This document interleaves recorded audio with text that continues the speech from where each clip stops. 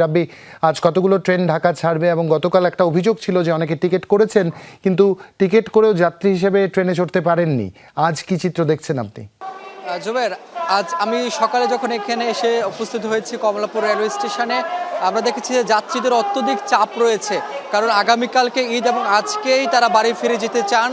যার কারণে আমরা দেখছি যে ট্রেনের এই যে পারাবত এক্সপ্রেস, সেখানে অসংখ্য যাত্রী শুধু যে ভিতরে রয়েছে তাই নয়, এবং ছাদেও অনেকে অবস্থান করেছেন এই যাত্রীদের। আমরা একটু যদি দেখাই যে কি পরিমাণ যাত্রী রয়েছে, সবাই যেভাবে পারছেন সেভাবেই যাওয়ার চেষ্টা করছেন, কারণ সবারই উদ্দেশ্য থাকে বাড়ি থেকে পরিবার পরিজনদের সঙ্গে ঈদ কাটাবেন।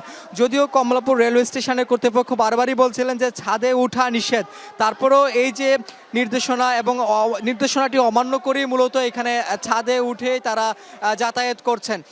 তবে এখানে যারা যাত্রীদের রয়েছেন তাদের মোটা দাগে বড় যে অভিযোগ সেটি হলো তারা টিকিট কেটেছেন অনেক আগে অনলাইনে, কিন্তু তারপরেও যখন এত মানুষের ভিড়, সেই ভিড়ের কারণে তারা ঠিকমতো ট্রেনের ভিতরে বসে কামরাতে গিয়ে তারা তার সিটটি পাচ্ছেন না।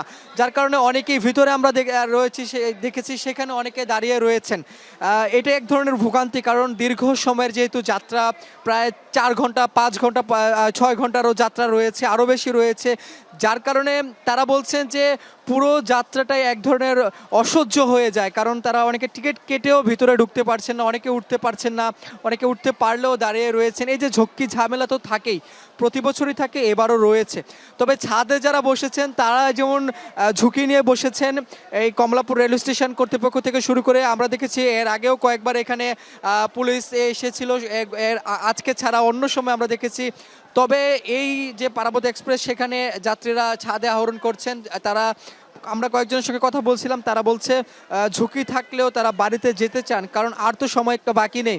আজকে এখন পর্যন্ত এই সকাল থেকে 3টি ট্রেন ছেড়ে গিয়েছে, সারাদিন 60টির বেশি ট্রেন যাবে। বিশেষ করে বেশিরভাগ ট্রেন রয়েছে 8টার পর। তবে এখানে যাত্রা বিলম্ব রয়েছে। আমরা দেখেছি যে এক একটা এই ট্রেন প্রায় 2 ঘন্টারও বেশি যাত্রা বিলম্ব করবে আজকে। তবে সবচেয়ে বেশি যে পারাবত এক্সপ্রেস, সেটিও যাত্রা বিলম্ব রয়েছে। সেটি 6টার কিছু পর ছাড়ার কথা ছিল, কিন্তু সেটি টাইম দেওয়া হয়েছে 9টায়। বোঝাই যায় যে 2 ঘন্টারও বেশি সময়ে যাত্রা বিলম্ব রয়েছে। তবে এই যাত্রা বিলম্ব একটা অসহনীয় হয়ে উঠেছে। আমরা 1-2 জনের সঙ্গে কথা বলবো যে এই যে তারা যাচ্ছেন, এই তাদের কোনো ভোগান্তি হয়েছে কিনা। আপনি যাচ্ছেন কোথায়? আমাদের দেওয়ানগঞ্জ 7:30 7:30।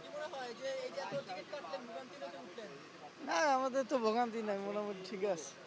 যাবেন কোথায়? দেওয়ানগঞ্জ। কি মনে হলো যে টিকিট কাটতে কোনো ভোগান্তি হয়েছে?